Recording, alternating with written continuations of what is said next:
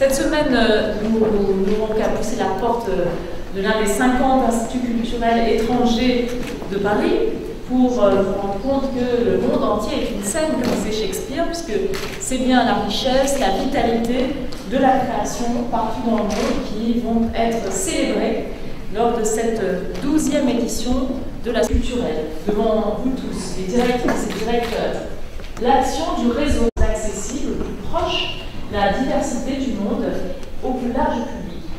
C'est grâce à vous, c'est grâce au passeport pour les langues que tous à Paris ou dans nos régions peuvent s'initier à la pratique.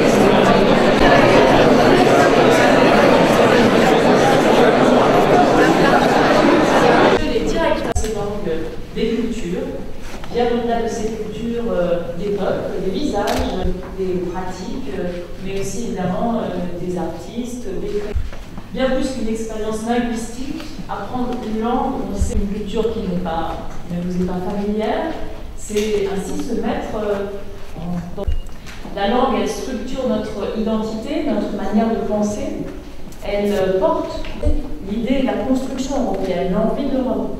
Et plus jamais aussi partout dans le monde, à l'heure où l'on ne parle trop souvent de la mondialisation que dans la création pour les artistes étrangers.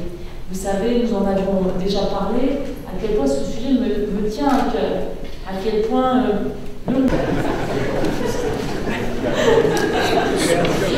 c'est une langue qu'on n'apprend pas dans les instituts culturels. Les téléphones sont différentes.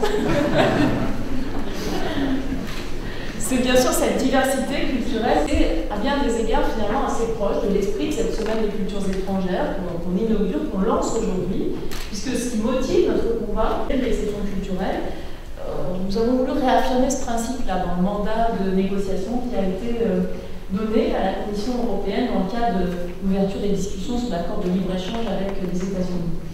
Dans ce combat, votre soutien il a été décisif. Je vous en remercie.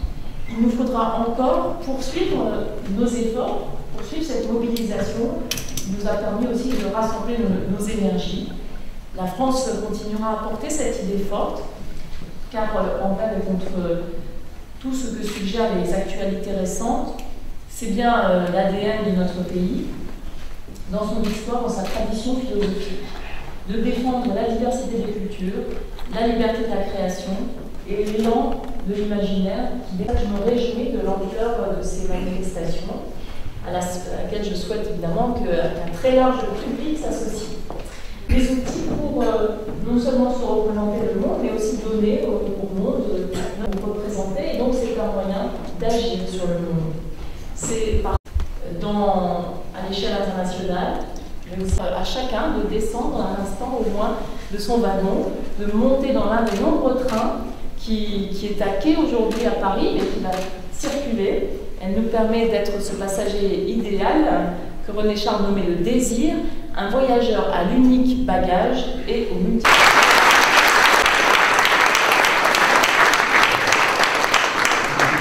Le feu Robert Vivien, ancien directeur du Centre culturel canadien, qui a lancé cet appel en 2001 en disant au Centre culturel continue ne cesse de s'agrandir avec votre soutien. Et à la fin, je dois remercier en fait votre ministère.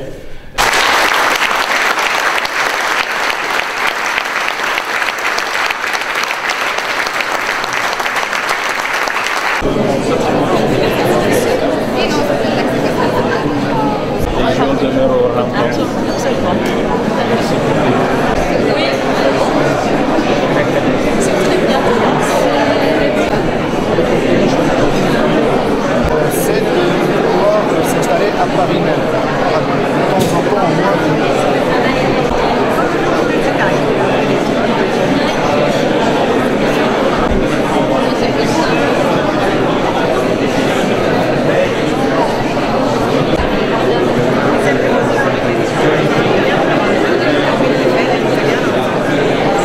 qui est pratiquement fini. Il y a encore des travaux sur le mont.